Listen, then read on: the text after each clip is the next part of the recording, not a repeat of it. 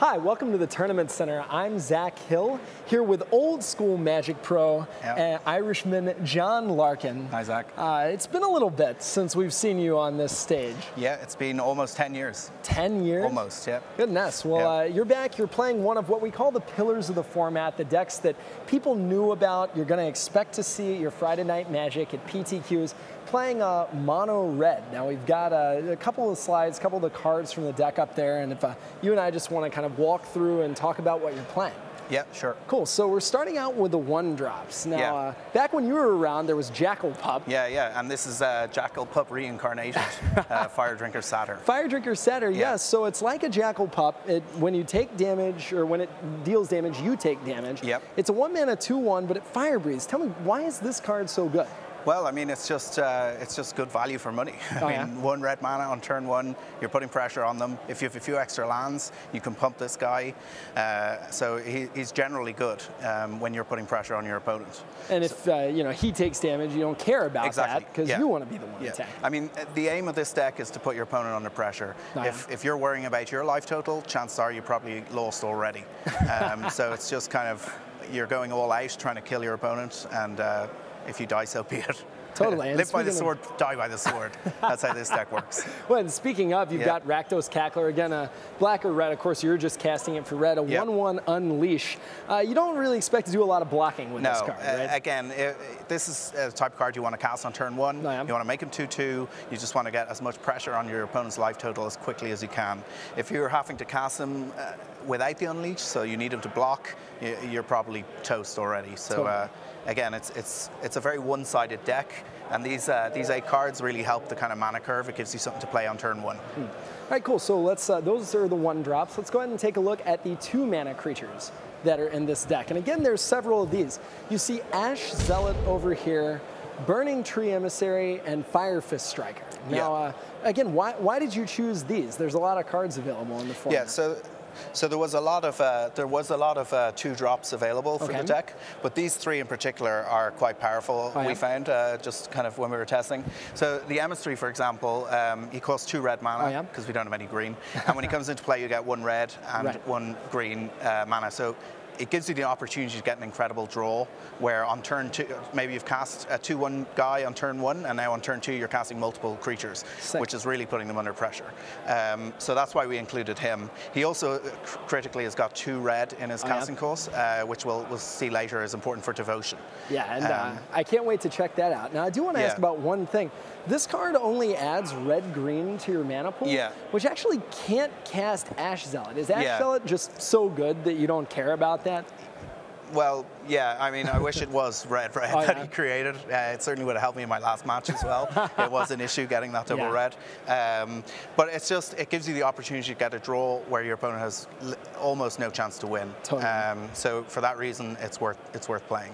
Cool. And then you've got Fire Fist Striker, of course. Yeah, Fire Fist Striker, I mean, he's a 2/1 for 2, and when you've got a couple of guys out and he's attacking, he can get rid of a blocker by not letting them block. So it just, again, helps with that momentum. Totally. Generally, 2-power guy for 2 mana is a good deal, and when he's got a side effect like that, which really helps you keep the pressure on your opponent, that's pretty important. Awesome. Okay, so those are the 2-drop creatures. Let's actually take a look at the next slide and see what else is there. Now, these are your 3-mana guys, and these are impressive. We saw Chandra's Phoenix doing some good work in the last game. Wasn't quite enough to finish him off, but flies over blockers well. And then Boros Reckoner, which you were talking about, the red in the mana cost. This guy has 3 red. Tell us about some of these cards. So, I mean, Boros Reckoner in my last match we saw actually quite a bit of, but on the other side of the table, and he was causing me quite a lot of pain. He's incredibly good value. For 3 red, you're getting a 3/3 guy. You can give him first strike when you want, and when he takes damage, you get to deal damage to either a player or a creature, which is just a great deal. For 3 mana, you can't really expect much more out of a guy. So he's pretty powerful. And Chandra's Phoenix, also pretty powerful guy. He's got flying, and that's actually pretty important in this matchup. A lot of the other creatures in the format don't fly, so it's just, he's a constant source of damage, usually. Not to mention the additional side effect that when he's in the graveyard, you get to bring him back if you cast one of your direct damage spells at your opponent. Well, and let's actually talk about some of those direct damage spells, because you have a lot of them. We can go ahead and take a look at that on the wall. But you've got, now some players, I mean, I've seen, 2 Shock, 2 Lightning Strike, some maybe Mizium Mortars. You've got 4 Shock, 4 Lightning Strike, and 3 of this Fanatic of Mogis. Tell us about this burn package, right? So, yeah, I decided to go the full complement of shocks. Okay. Some people play, what's the two? Yeah, I mean, a lot of there's people, other cards anyway. Magma Jet is quite popular, but I decided just to go with shocks just for mana efficiency. It tends to get rid of a blocker early on. 2 damage for 1 mana is pretty decent. And the same with Lightning Strike. We decided to put 4 of them in there. Just they're incredibly powerful. 3 damage to any target for 2 mana, and it's an instant as well. And the last card is just quite incredible. This Fanatic of Mogis. And why is this? Why is he so good?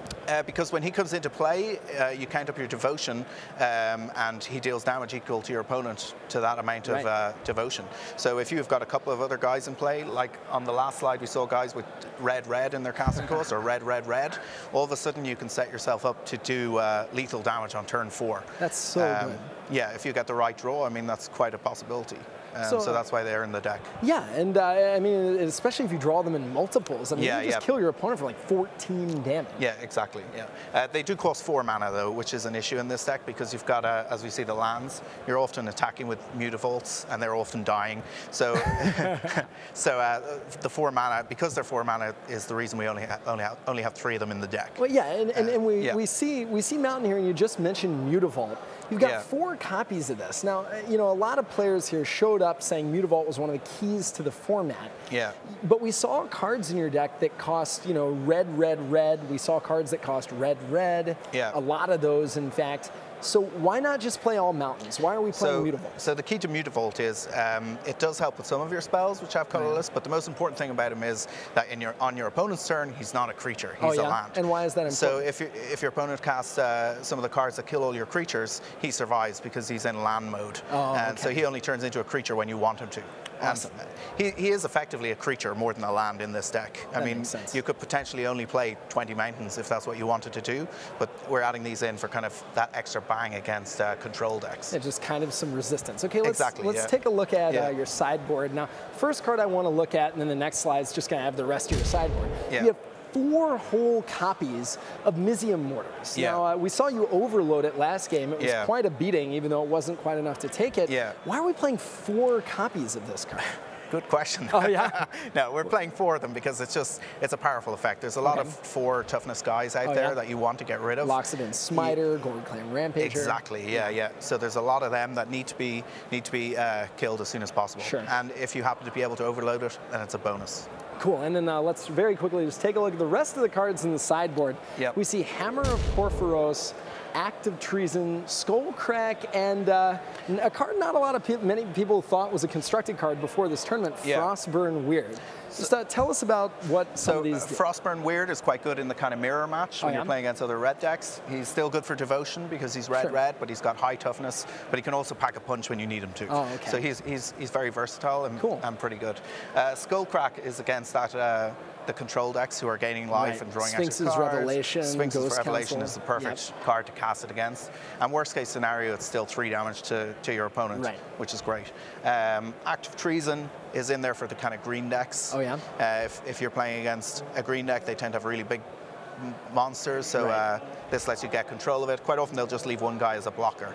So you can take it, attack with all your little guys and their guy, and it kind of swings the tide in your favor. Cool, and then finally this Hammer of Porphyros. Do you care more that it gives your creatures haste or that it turns your mountains into guys? No, the important thing here is that the ability to turn lands into guys. So it's against control decks. They're quite good at killing your creatures. You often end up in a stalemate in the end of the game, and this kind of helps give you that kind of staying power. You can keep making a 3/3 every turn and just kind of grind them down. Awesome. So yeah, they're holding a handful of Doom Blades, Heroes Downfalls, or whatever, and you're like, okay, kill my mountains. Exactly. Awesome. Okay, well, this is John Larkin. Again, thank you very much. My pleasure, coming in Zach. at 3-1 right now. representing your home turf. Yeah, exactly. Wish you good luck today, and let's head right back to the desk with Rich Hagan.